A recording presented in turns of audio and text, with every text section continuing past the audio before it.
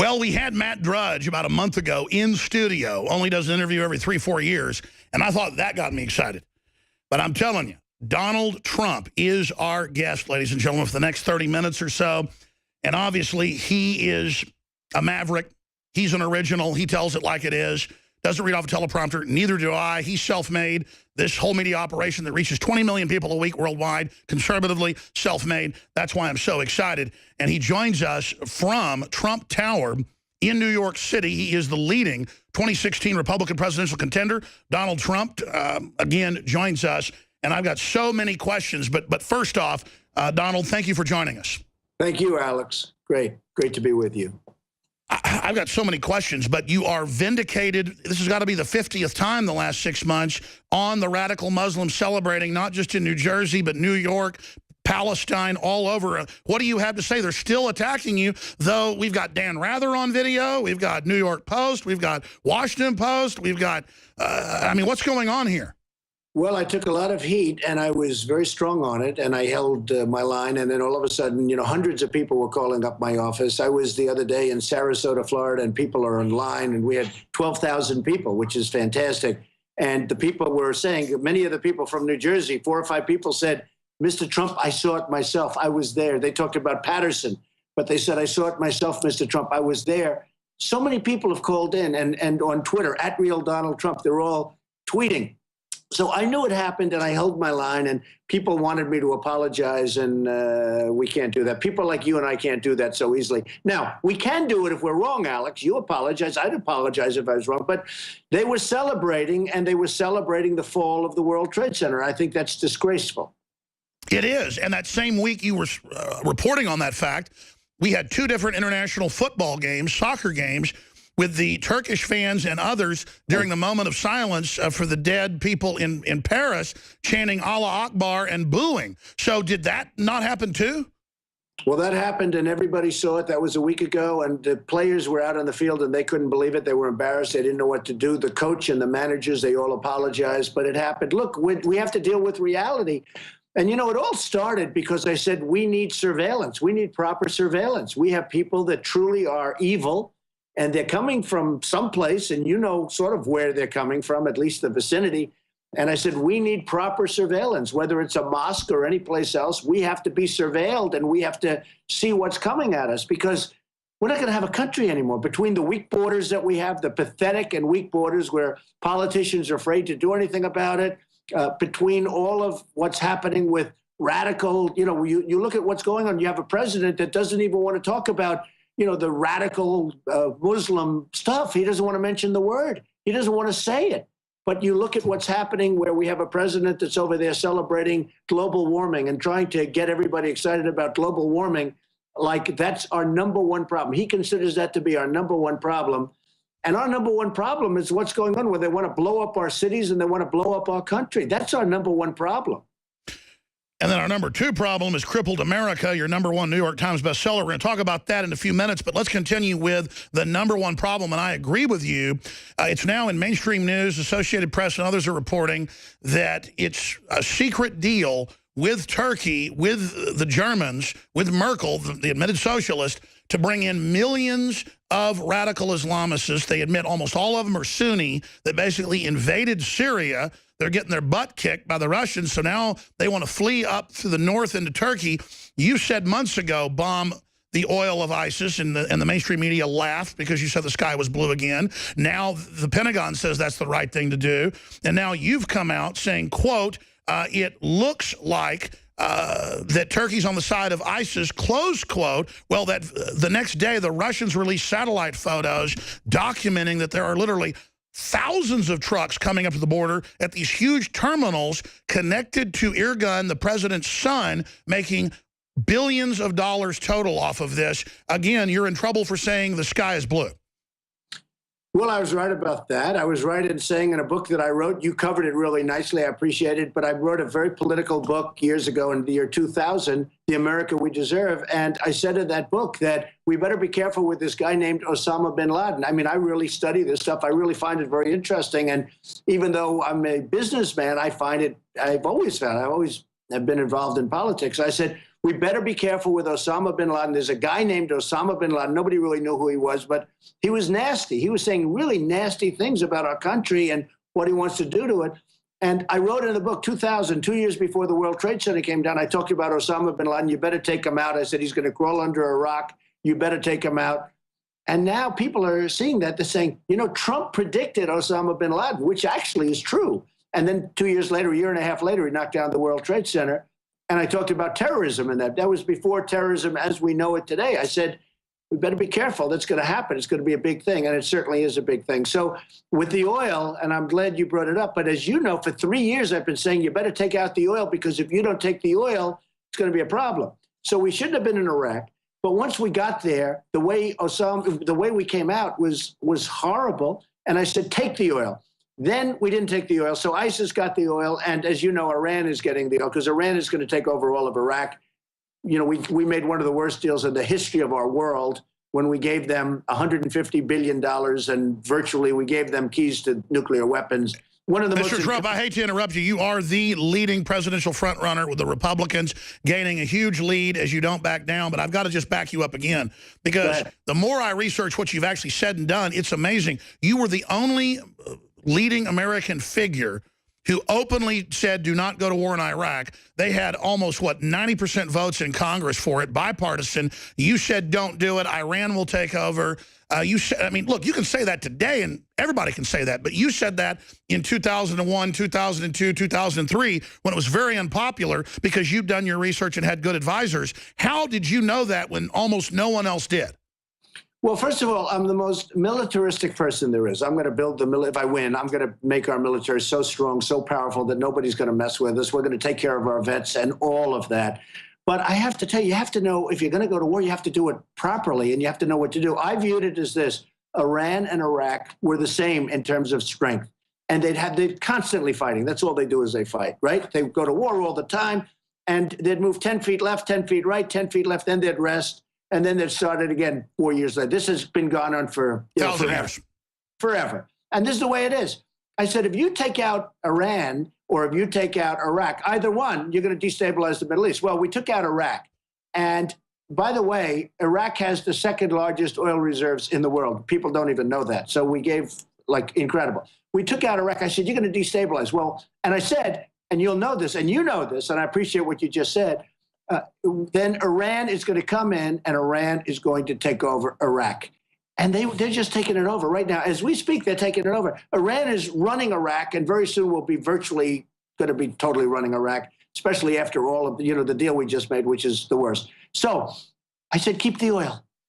And I said, if you're going to leave, you shouldn't have gone in, but they should have left soldiers behind, like 20,000 or a certain number of soldiers.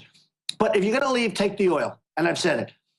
Then they left, they didn't take the oil. So ISIS got the oil, Iran is getting the oil, everybody's getting everything but us. So we lost thousands of soldiers. We spent $2 trillion in Iraq. We have wounded warriors who I love all over the place. And what do we get out of it, Alex? We get nothing. We had nothing. So, no, the French and the Germans are getting the oil, and the Iranians are getting the oil.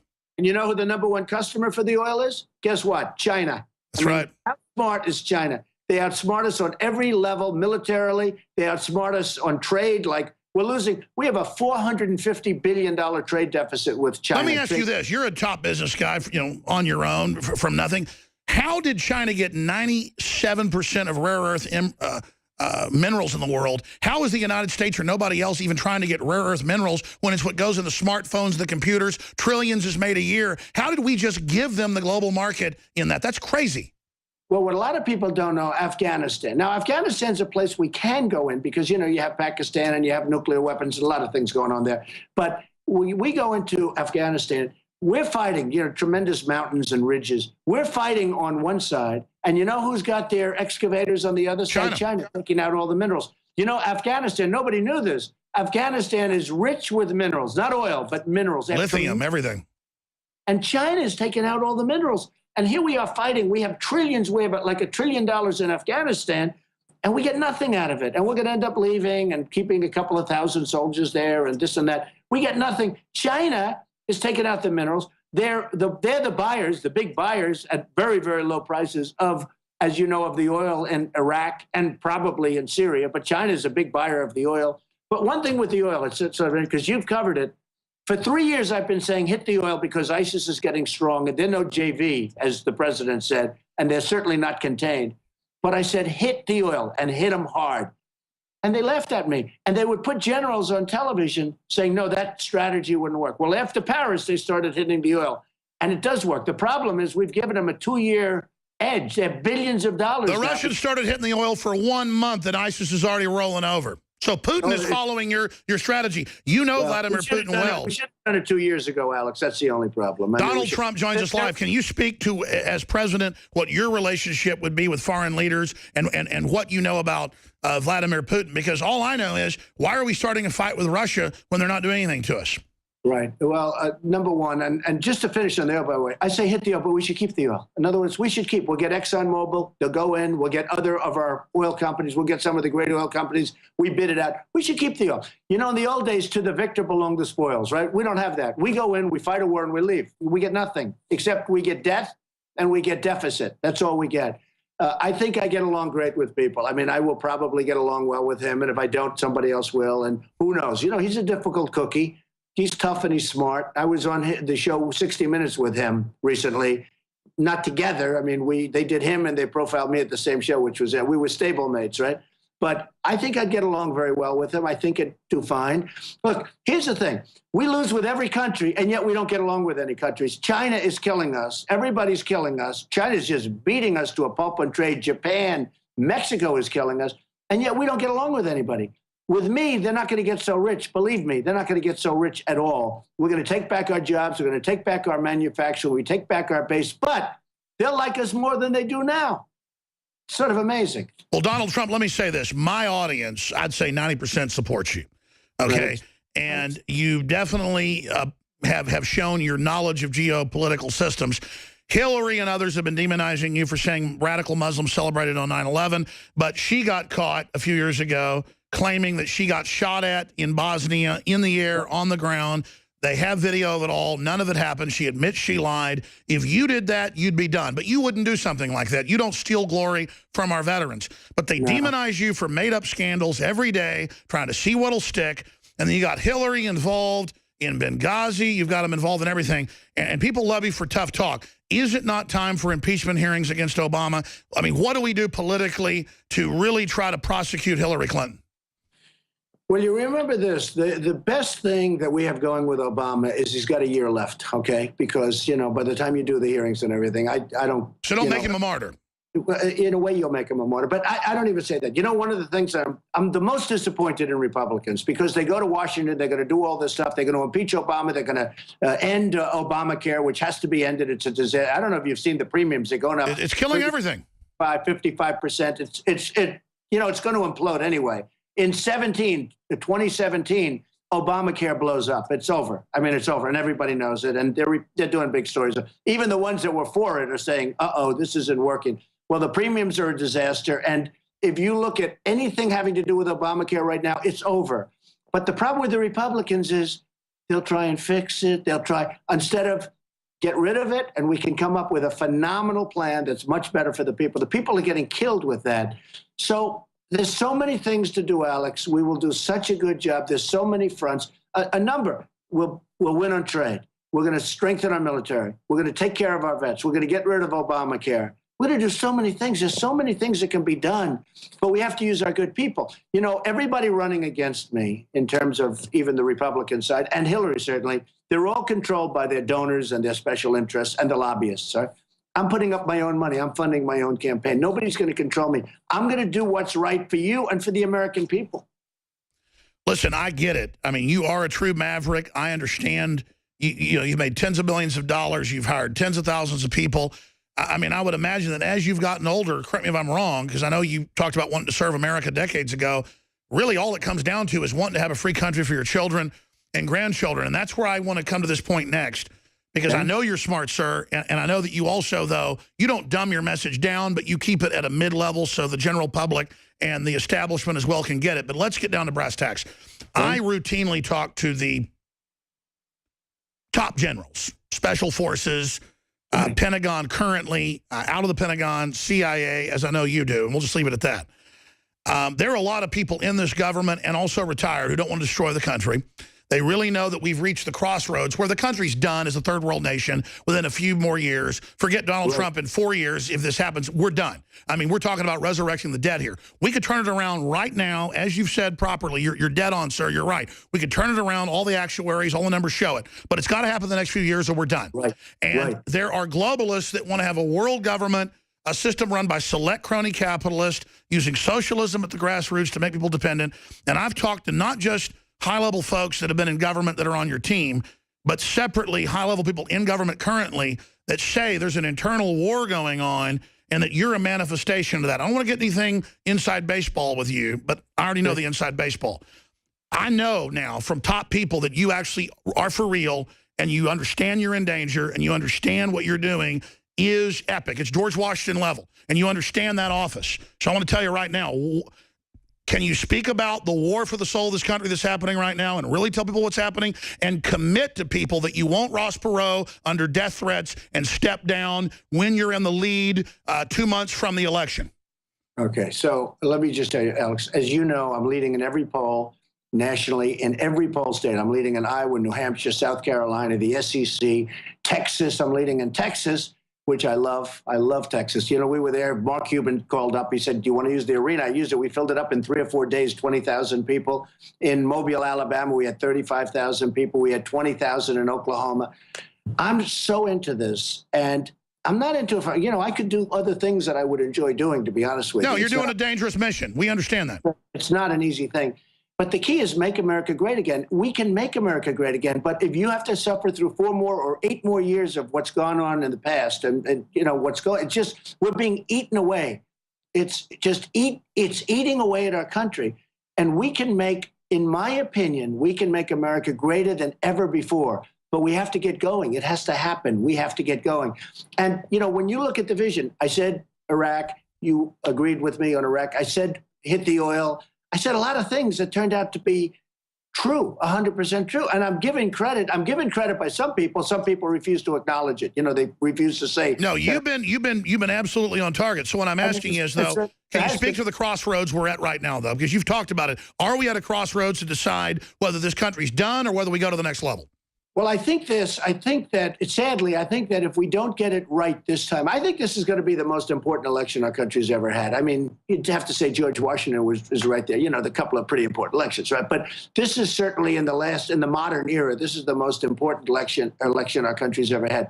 If we don't get it right, if we put another one of these people in, like Hillary, I mean, she's so corrupt.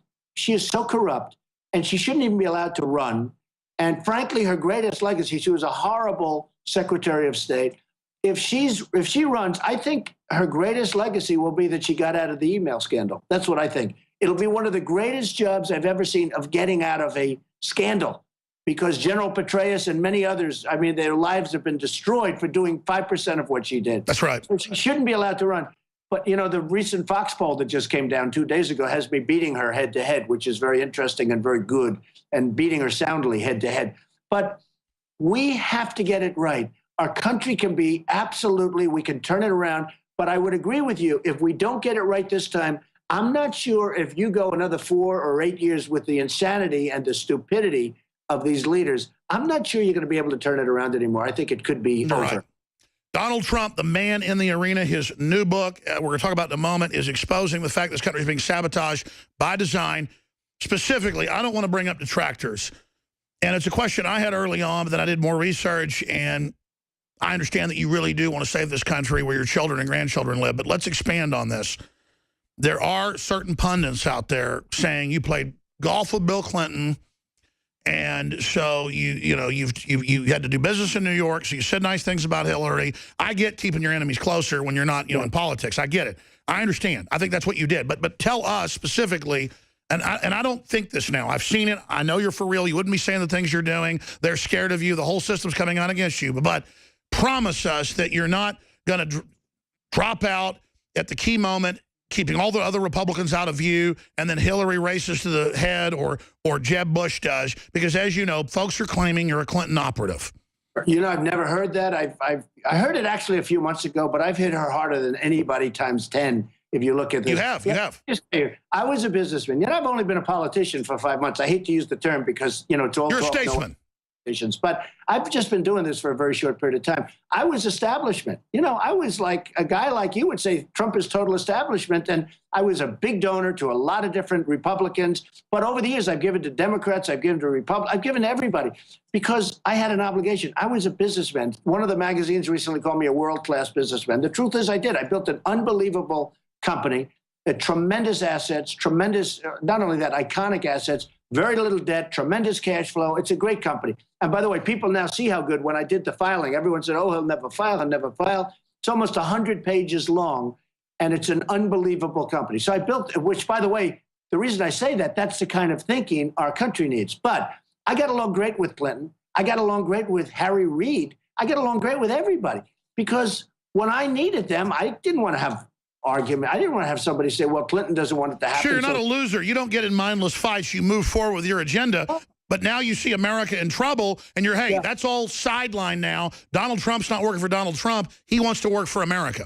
Yeah, as a businessman, you couldn't have even functioned if you don't get along with I know, people. yeah. For example, in New York City, it's 95% Democrat. I mean, if I didn't get along with the Democrats, I wouldn't have one building. I'll tell you, I mean, you did want the vice president, position. It's come out decades ago behind the scenes. I mean, I know you're a Republican. What about libertarianism? What's your view of libertarianism? And then I want to ask you, who's your favorite president, and who do you think your running mate might be? Folks think it's Ted Cruz. Well, I think that libertarianism is sort of interesting. There are certain things that I really like about it, but, keeping government out as much as possible. We need government for protection. We have to protect. When you look at these maniacs in the Middle East that want to destroy us, and, the problem we have today, Alex, is the weaponry. If this were 100 years ago, I'd say forget about them. Let them keep fighting. They've been fighting all their lives. Let them keep fighting each other. Who cares? But the weaponry is so powerful, and they hate us so much that we have to now protect. So that's a big part of government. So there's a certain common sense to certain elements. And I do very well with the libertarians, frankly, because they sort of get it and they get me. But we need bigger strength than I think the libertarians really want. And we need it. And we have to have it. We have to have it. If we don't have it, we're not going to have a country. If we don't have borders, we're not going to have a country. As far as running mates, it's too soon to say. I actually respect a couple of people that are on the stage. Some of them I have absolutely no respect for. I think they're not very good at all at what they do. You look at what's going on. But I have respect for a number of people that are on the stage with me. I have respect for a lot of people that are throughout this country, political people. I'll pick somebody I think that can really be a great vice president. Ultimately has to be a great president because that's, 90% of that function is, if something bad happens, they got to be a good president. You have to view it from that standpoint. And my favorite president in the more or less modern era would be Ronald Reagan. I've always liked him. Mine too. I helped him. And by the way, he was a Democrat. A lot of people don't know. He was. Somewhat of a liberal Democrat, Alex, as you know. And he became a somewhat conservative, I wouldn't say the most conservative, but a somewhat conservative Republican. But he wanted to make America great. And he really did. He had actually, let's make America great. That was his, and mine is, make America great again. So there's a little bit of a difference. But my son, finally sold me on being a bigger supporter of yours. I mean, I liked you, love Americana, you're pure Americana, but I'm still, was research. But my 13-year-old son's really smart, does a lot of research. He watches all the debates, and he just really loves you. He is on cloud nine that you're here, Rex Jones, and it was his question, which president was your favorite? But all time, who's your favorite? Well, all time, I'd say Ronald Reagan. Shorter term, I would say, well, you look at Lincoln, you look at Washington. You have to go with they're the classics, right, Alex? You think in terms of the great classics, you have to go with the Lincolns and the Washingtons. I agree. As a man's man, George Washington was a badass. Yeah, that's what they say. I mean, that's what they say. They say he never told a lie. Let's hope that's true, okay? But George Washington was pretty good. But we had some great presidents. And we had some good presidents on the other side, too, in all fairness. But we will hopefully be right at the top of that list. We're going to make the country so strong, and we're going to make it financially secure. We can't owe $21 trillion because it's going to be that. Well, that's my final question. What type of an elite wants a Cloward and Piven bankrupt the country so socialists can run it and we all get handouts? What type of an elite is that? I mean, you've been around these people. Are they mentally ill, Donald Trump? Well, we have to make our country rich again. The other day I said to a woman, she came up to Mr. Trump, at a big rally where we had 14,000 people. And at the end, she just sees me and I'm signing autographs and stuff. And she said, Mr. Trump, I'm voting for you 100%. But this whole concept of making it rich, it sounds so crass. I said, you know what, it might sound crass, but if we don't make our nation rich again, if we don't take back our jobs from all these other countries that are ripping us, and if we don't take back our money, and if we don't, balance up our budget, at least get it damn close and soon, we're not going to have a nation anymore. We're a third world country. Donald Trump, I know you've got to go. 60-second break. I want to come back for just 3 minutes, talk about your book and your big rally in Virginia tonight. We'll be back in 70 seconds. Donald Trump, powerful interview.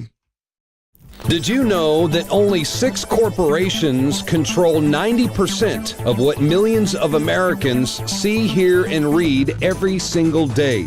It's the illusion of choice. Think about it. The mainstream media is owned by only a handful of megacorporations with vested interests. But on the other hand, the internet is an interconnected network of billions of sources. So you can research information for yourself from multiple sources, or you can blindly accept what you hear or read in the mainstream media, never questioning what you are being told. This gives you a false sense of reality. I mean, do you actually know what you think you know? Or have you been programmed to accept someone else's version of events? Think about it. This is Darren McBreen, and I want you to break the matrix at Infowars.com and PrisonPlanet.tv and listen to The Alex Jones Show, because there's a war on your mind.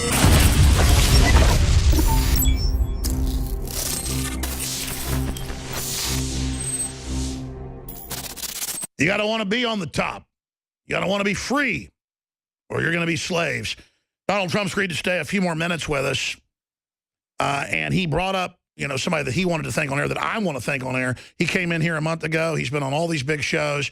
Just an incredible guy. I was aware of who he was, a patriot fighting communism all over the world. Tell us, Mr. Trump, about Mr. Stone, who helped get this interview set up.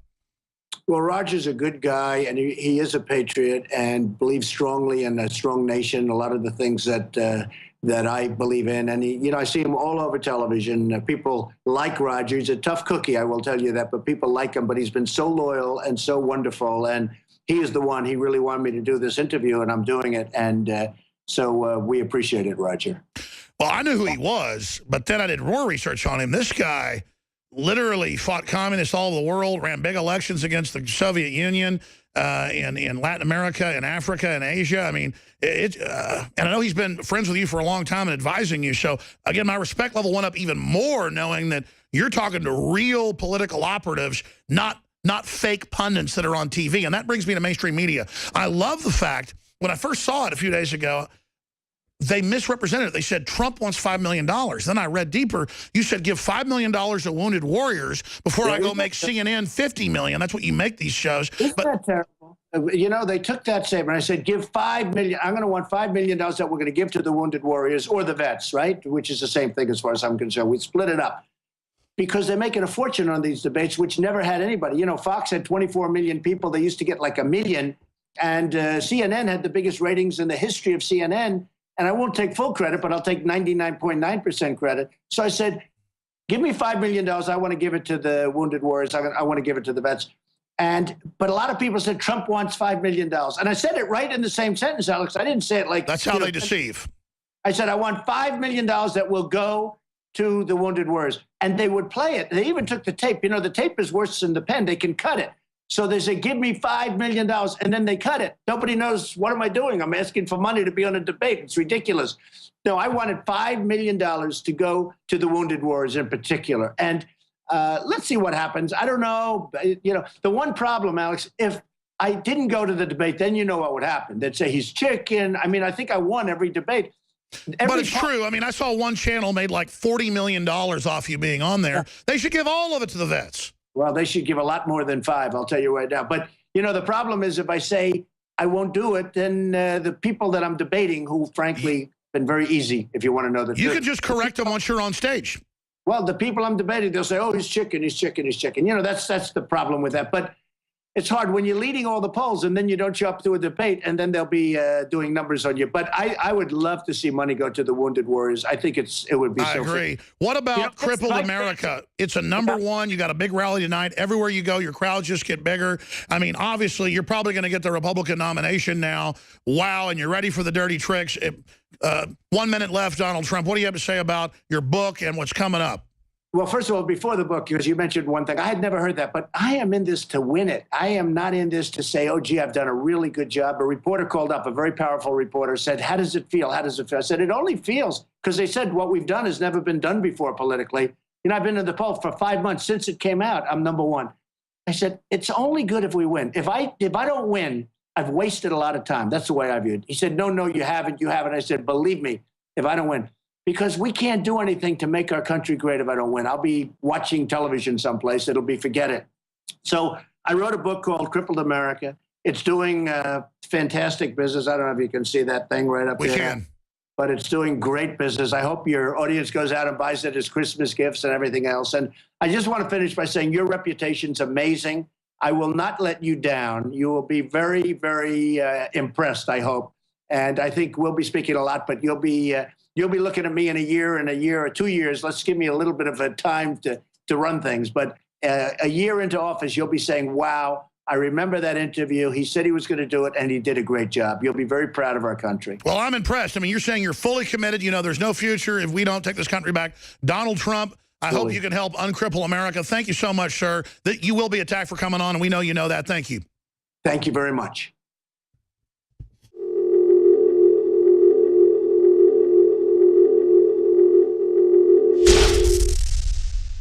A clean, toxic-free body is the foundation of true health. Introducing Deep Cleanse by InfoWarsLife.com, a scientifically formulated blend of nanocolloidal zeolites and organic ingredients that aid the body in cleansing chemicals and toxic metals. Using our proprietary multi-step extraction technology, Deep Cleanse is our most affordable all-in-one cleanser. With concentrated organic compounds like cilantro, milk thistle, fulvic acid, orange peel, zeolites, and others, Deep Cleanse doesn't hold back. Instead of buying 5, 6, or even 7 different cleansing products, we use decades-old scientific research to put together the Rolls-Royce of all-in-one cleansing. Look, there's a reason Deep Cleanse is the only product on the market that uses our proprietary Spigyrex herbal processing technique. We use only the highest quality organic herbs backed by serious research, and we still bring it to you at the best price out there. If you wish to find Deep Cleanse and experience the all-in-one cleansing, visit InfoWarsLife.com. That's InfoWarsLife.com, or call 888-253-3139. In the past decade, we have witnessed unparalleled scientific discoveries in the area of health. But no one has put together a formula that focuses directly on brain health, nerve growth factors, and optimizing your cellular energy at the same time. DNA Force is one of the most expensive formulas to produce. Some of the ingredients in DNA Force are $12,000 a kilogram. We are using the coveted, patented, only American source of PQQ, CoQ10, and more. You want the best that's out there at the lowest price anywhere? Well, we're bringing you a total win-win. The ultimate value, cutting-edge, trailblazing game changer that also supports the InfoWar. We have produced a limited run of DNA Force, and it will take up to 12 weeks to produce more once we sell out. Secure your DNA Force today at InfoWarsLife.com or call toll-free 888-253-3139. DNA Force from InfoWars Life.